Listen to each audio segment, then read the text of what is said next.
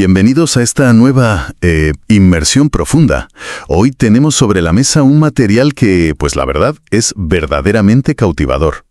Totalmente. Hablamos de una selección de capítulos de la novela El Emperador de la Alegría, o The Emperor of Gladness, del autor Ocean Vuong. Eso es. Y, a ver, nuestra misión de hoy es explorar algo bastante complejo.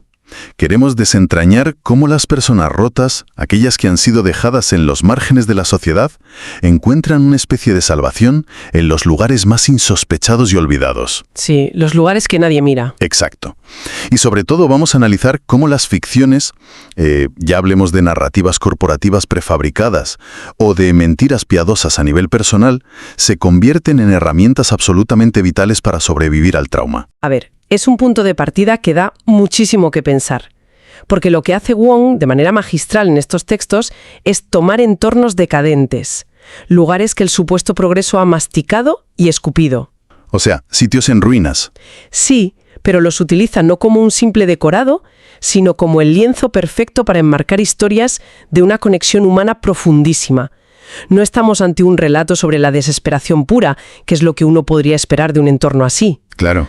Sino sobre la extraña y tenaz insistencia de la luz en lugares donde por pura lógica solo debería haber oscuridad y abandono. Vale, vamos a desgranar esto, porque el escenario de esta historia requiere que nos detengamos un momento, ¿eh? No es un mero telón de fondo. Para nada. Es un lugar que respira, que se oxida y que tiene un peso abrumador en los personajes. Hablamos de East Gladness, un pequeño pueblo en Nueva Inglaterra, concretamente en Connecticut, muy cerca de Hartford. Un detalle importante es el nombre original. Sí, fíjate en este detalle que mencionan los textos.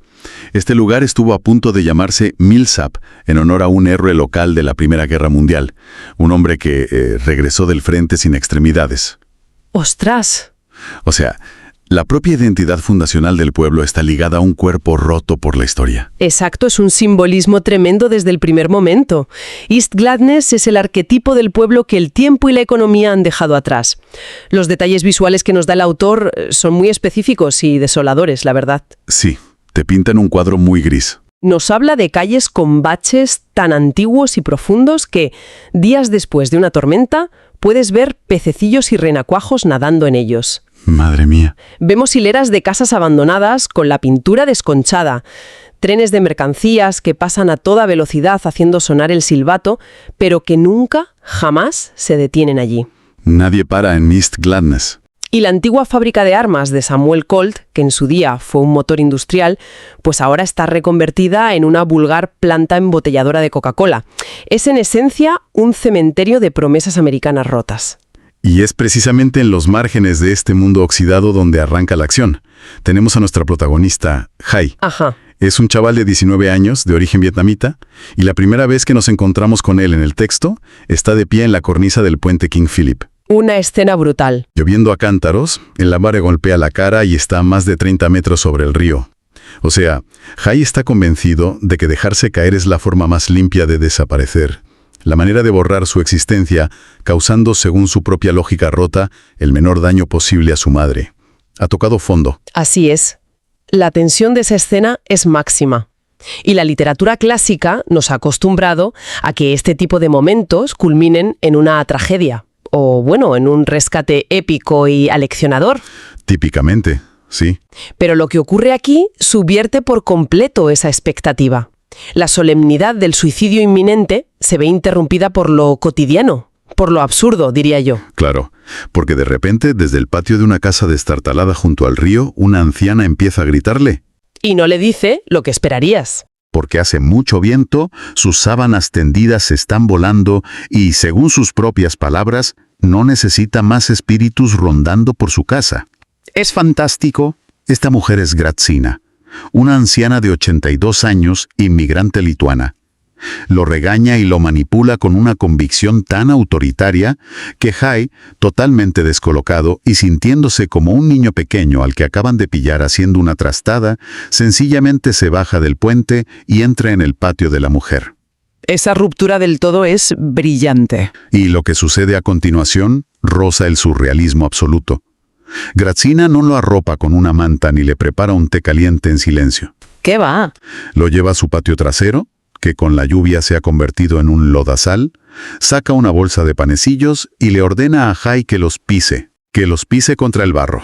Le exige que aplaste el pan contra el barro húmedo con todas sus fuerzas. Me pregunto qué pasa por la cabeza de Appy en ese momento. Tienes a un chico que hace 2 minutos quería acabar con su vida y de pronto está dando pisotones a unos panecillos en el barro, bajo la lluvia, acompañado de una anciana lituana en camisón.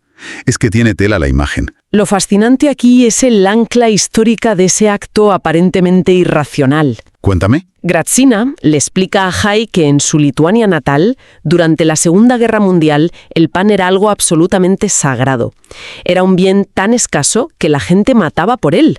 Un alimento que muchas veces estaba mogoso o sabía a gasolina, pero que te mantenía vivo. Era la diferencia entre vivir o morir. Eso es.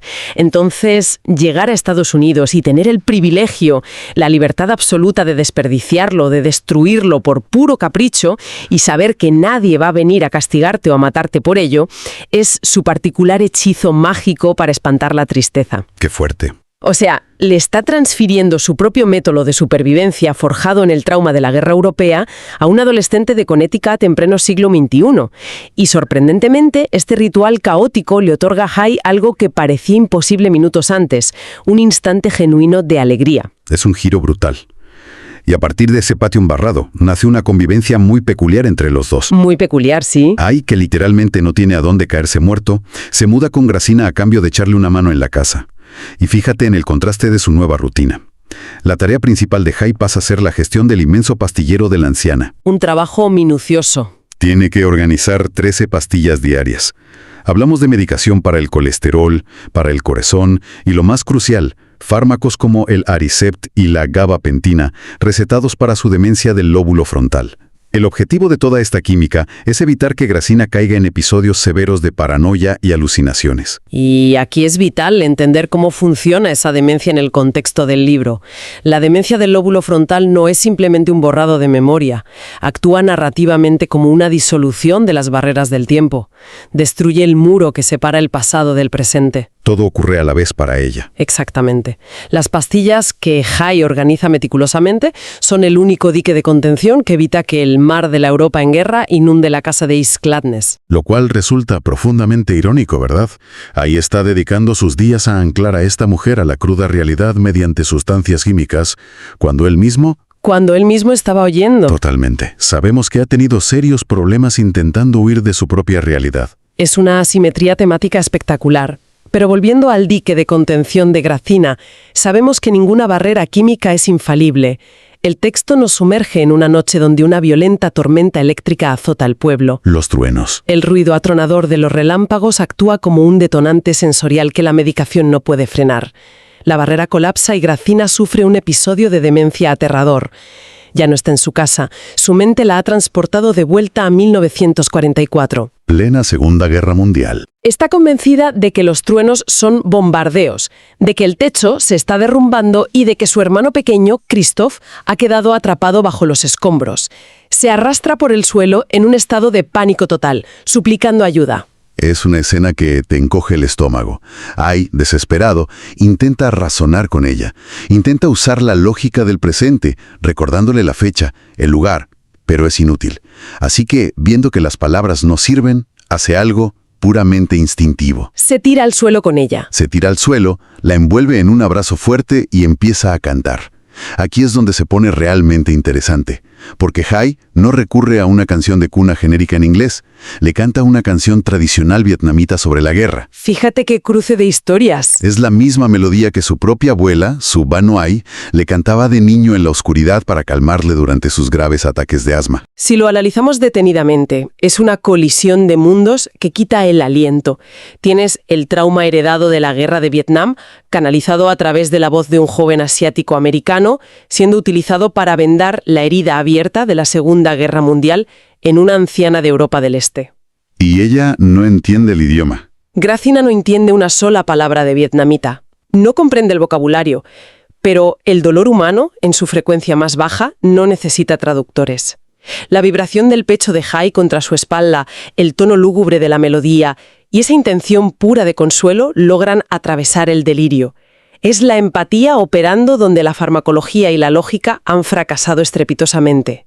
La trae de vuelta a la realidad. Claro, esa noche crea un vínculo inquebrantable entre ellos, pero la realidad económica siempre termina llamando a la puerta. No pueden vivir del aire. Las facturas hay que pagarlas. Grazina anima a Jai a que busque un curro. Y le da un consejo bastante pragmático cuando él admite tímidamente que le gustaría escribir. Le dice que un escritor, antes que nada, necesita dinero para comer y necesita convertirse en un buen observador del mundo. Muy sabio. Así que Jai sale a las afueras de East Gladness y termina buscando empleo en un home market, que es una de estas enormes cadenas de comida que podríamos llamar informal rápida. Ese home market es un microcosmos fundamental para la novela. Cuando Jai llega allí, lo primero que ocurre es que se reencuentra con su primo Sonny. Y la historia de Sonny es de esas que definen el tono de todo el libro. Totalmente. La historia de Sonny es devastadora. Con una gran cicatriz en la cabeza, resultado de una hidrocefalia infantil. A través de un recuerdo, nos enteramos de un detalle muy cruel. Cuando Sonny era pequeño, su madre intentó camuflar esa cicatriz pintándola con un rotulador mágico negro, intentando imitar el pelo. Es una imagen que se te queda grabada a fuego. Y lo que me parece más trágico de esa anécdota del rotulador es la motivación de la madre. No lo hacía solo por estética infantil. No, era supervivencia. Lo hacía en un intento desesperado de que su hijo fuera visto como alguien normal a los ojos de la sociedad. Y específicamente lo suficientemente normal como para que en un futuro el ejército lo aceptara. Quería ocultar su discapacidad para que la maquinaria militar lo considerara válido. Y ahora de adultos, Sonny se ha convertido en un experto autodidacta obsesionado con la guerra civil estadounidense. Acumula datos. Usa acumular datos de batallas históricas casi como un escudo protector contra un mundo contemporáneo que lo mira de reojo y no sabe qué hacer con él. Es un mecanismo de defensa muy sofisticado. Y ya que hablamos de escudos y fachadas, el propio restaurante Home Market opera bajo una inmensa ficción industrial. Si nos fijamos, la filosofía del lugar pregonada a gritos por la manager BJ, una mujer corpulenta que fantasea con dejarlo todo para ser luchadora profesional. Todo un personaje BJ. Es que ellos venden la experiencia del Día de Acción de Gracias todos los días del año. Venden la calidez del hogar, el abrazo de la abuela, la comida reconfortante.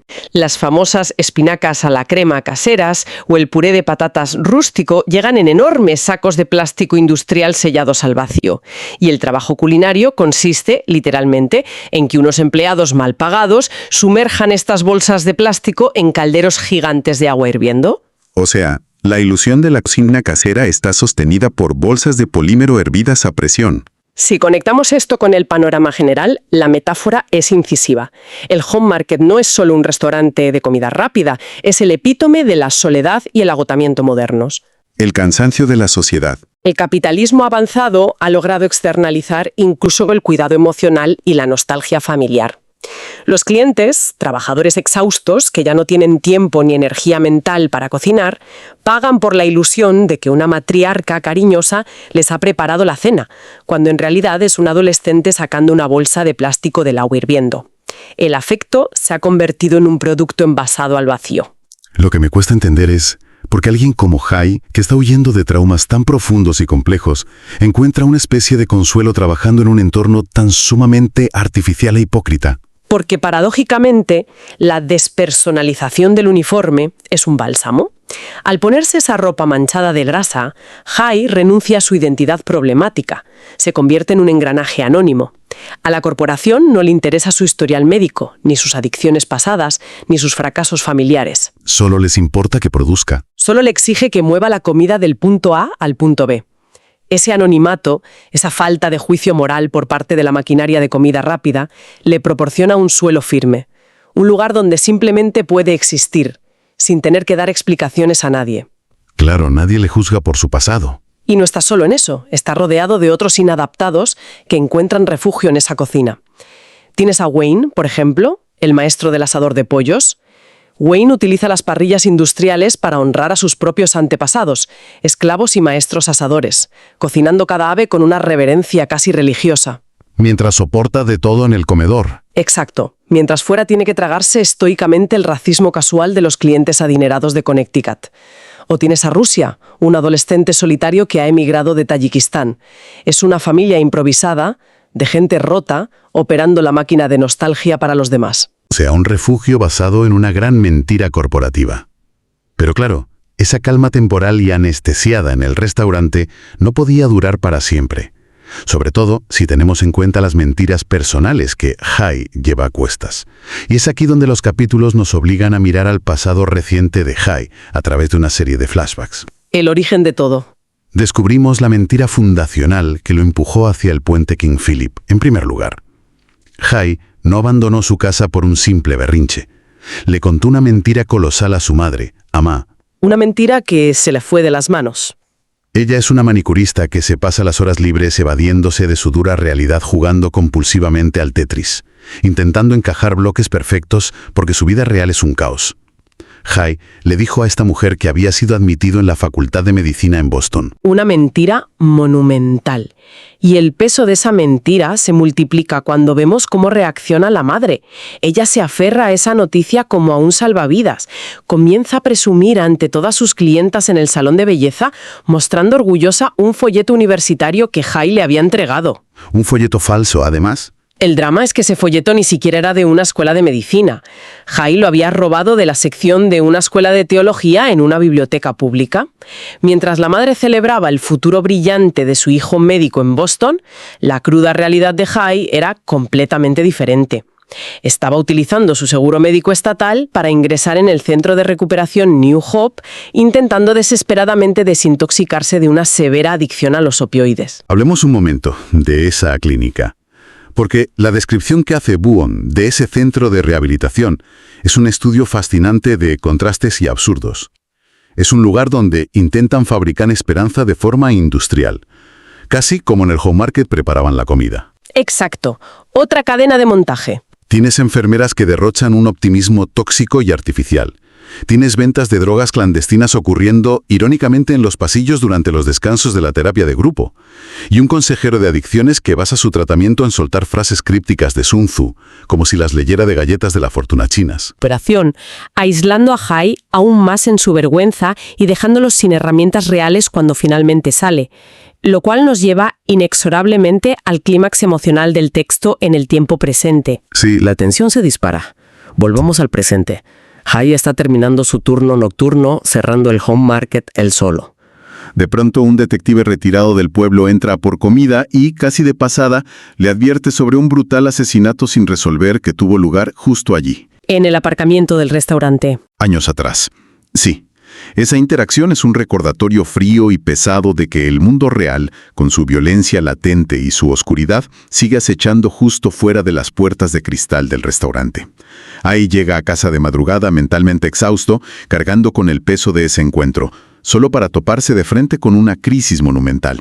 Unos adolescentes han decidido celebrar algo, lanzando fuegos artificiales al otro lado del río. Y para el lóbulo frontal deteriorado de Grazina, esos estallidos en el cielo nocturno no son pólvora festiva, son proyectiles de artillería pesada. El dique químico del Aricept se rompe por completo.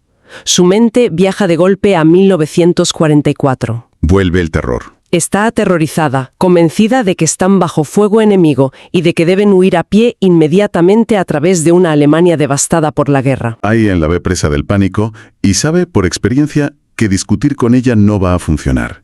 No puede razonar con un fantasma. Así que toma una decisión que lo cambia todo. En lugar de intentar arrastrarla a la fuerza al año 2009, decide saltar ella al año 1944. Entra en su delirio. Piensa en cuando le sigues la corriente a un niño pequeño que está jugando a que el sofá es un barco pirata. Lo haces por pura diversión. Pero Hai está haciendo exactamente lo mismo a un nivel de vida o muerte emocional. Adopta un personaje.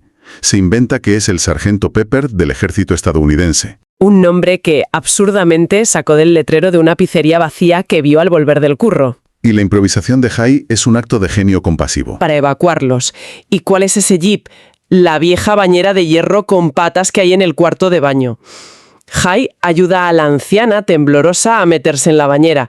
Él se sienta enfrente en una silla de plástico de ducha fingiendo agarrar un volante imaginario y le asegura que van conduciendo hacia Gettysburg para poner a su familia a salvo. Mezclando en un acto de pura desesperación narrativa la Segunda Guerra Mundial de Grazina, con todos los datos sobre la guerra civil estadounidense que su primo Sonny le había estado contando en el Home Market. Es un revoltijo histórico caótico. Y allí se quedan. en la bañera. Sentados en la penumbra de un cuarto de baño anticuado, comiendo Pop-Tarts crudos que Gracina ha empaquetado compulsivamente para el viaje, conduciendo un vehículo imaginario que no se mueve hacia un destino que no existe, esquivando bombas que solo suenan en su cabeza. Y continúan con esta marcha ilusoria hasta que el terror abandone el cuerpo de la anciana y, sintiéndose por fin escoltada y a salvo, se queda profundamente dormida en la porcelana. Entonces, ¿qué significa todo esto? Es la gran pregunta. A lo largo de los capítulos no hemos dejado de ver mentiras. La gran ficción nostálgica del Home Market, la mentira destructiva de Hai a su madre sobre la escuela de medicina, y ahora esta mentira elaborada y surrealista dentro de una bañera. Significa que el texto nos está obligando a replantearnos nuestra visión monolítica sobre la moralidad de la mentira. Solemos catalogar la mentira, por defecto, como una traición, como algo inherentemente corrosivo. Y es cierto que la mentira que Hai le dijo a su madre nació de la cobardía, de la pura incapacidad para soportar el peso del fracaso. Fue una ficción egoísta y destructiva. Sí, esa hizo daño. Sin embargo, lo que ocurre en ese cuarto de baño opera en las antípodas morales. Es un bote salvavidas. Hai sacrifica temporalmente su propio asidero en la realidad, su propia cordura en el presente, para descender a la oscura trinchera mental de Gracina y rescatarla en sus propios términos. Es un acto de amor, en el fondo. Nos demuestra que, en ciertas ocasiones extremas, la única forma de salvar a un ser humano que ha sido secuestrado por el terror de su propia mente es construir una ficción compasiva que sea aún más fuerte y detallada que su delirio. Un refugio imaginario que tenga espacio para los dos. Es una perspectiva difícil de asimilar al principio, pero profundamente humana. Si hacemos un repaso rápido de la trayectoria de estos capítulos, el viaje es inmenso. Empezamos bajo la lluvia, al borde del abismo metálico de un puente, a un segundo de la muerte. Luego transitamos por la calidez manufacturada y las luces fluorescentes de un restaurante de comida rápida, rodeados de almas solitarias. Y terminamos en el silencio reverencial de un baño, con una vieja bañera transmutada en un tanque militar que defiende a sus ocupantes de los fantasmas del pasado europeo. Es un viaje de la desesperación al refugio. Es un trayecto narrativo que resuena profundamente si buscamos entender la mecánica de la supervivencia en los márgenes de la sociedad. Y la conexión con quien nos escucha es muy directa. Todos nosotros, sin excepción, somos arquitectos de narrativas. Constantemente. Construimos ficciones a diario para soportar la gravedad de la existencia, ya sea el mito cuidadosamente cultivado de que nuestra familia es la encarnación perfecta de una cena de anuncio, la fachada de control absoluto y éxito profesional que proyectamos en la oficina, o la forma en que reescribimos nuestra propia memoria tras una ruptura dolorosa o una crisis. ¿Total? Estas ficciones no siempre son engaños perversos diseñados para dañar. En innumerables ocasiones son simplemente el andamiaje emocional básico que mantiene en pie una estructura psicológica a punto de colapsar. Sin duda, es una mirada cargada de compasión hacia nuestra fragilidad. Nos enseña que sanar o sobrevivir no siempre exige encender todas las luces y diseccionar la cruda verdad bajo un microscopio. A veces, la mayor forma de cuidado es apagar la luz, sentarse en la oscuridad junto a alguien y compartir el peso de su viaje imaginario. Ciertamente.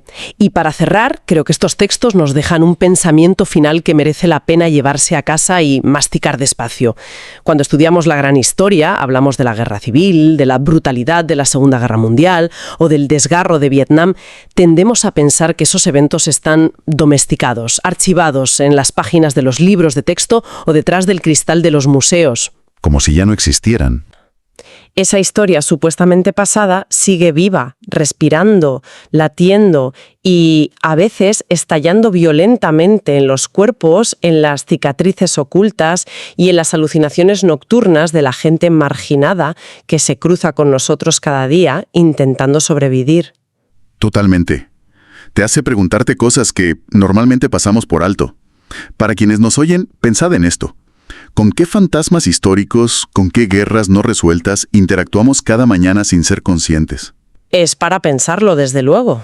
Quizás ese terror silencioso esté escondido detrás de la sonrisa tensa de la persona que nos cobra el café, o bajo la gorra del extraño que aparta la mirada cuando nos cruzamos en un aparcamiento subterráneo. Llevamos cementerios y campos de batalla enteros caminando por la calle. Ha sido una exploración intensa, de las que te cambian un poco la forma de mirar el mundo. Gracias por acompañarnos en esta inmersión profunda. Hasta nuestro próximo encuentro.